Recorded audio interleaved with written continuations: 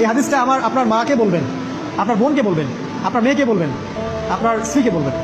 এই হাদিসটা যদি কারো হৃদয়ের মধ্যে গেঁথে যেতে পারে, তার দ্বারা অন্যায় করা সম্ভব না। একটু এই কথাটা না বললে জাস্টিস হবে না। রাসূল সাল্লাল্লাহু আলাইহি ওয়াসাল্লাম মেরাজে গিয়েছিলেন, আপনারা জানেন।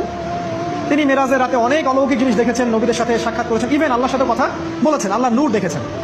এই সময় সবাই তাকে হাসি মুখের সম্বর্ধনা জানিয়েছিল।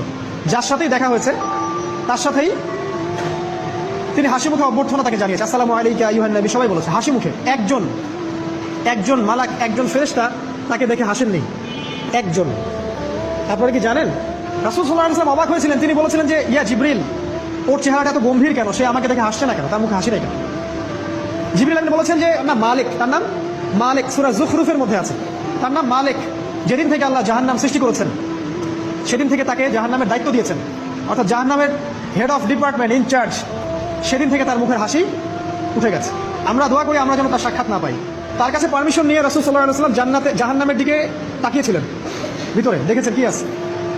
তিনি পরে যা ব্যাখ্যা করেছেন তা হলো, আমি দেখলাম সেখানে খালি মেয়ে আর সেখানে খালি নারী আর নারী। এই হাদিসটা আপনার মাকে বলবেন, আপনার বোনকে বলবেন, আপনার মেয়েকে বলবেন, আপনার স্ত্রীকে বলবেন। এই হাদিসটা যদি কারো হৃদয়ের মধ্যে গেঁথে যেতে পারে, তার দ্বারা অন্যায় করা সম্ভব না। কিভাবে একটা মেয়ে সবকিছু উন্মুক্ত করে ঘুরতে পারে যখন অলরেডি তার আত্মা জাহান্নামে জ্বলছে, অলরেডি, কারণ ভবিষ্যৎ আল্লাহ জানেন।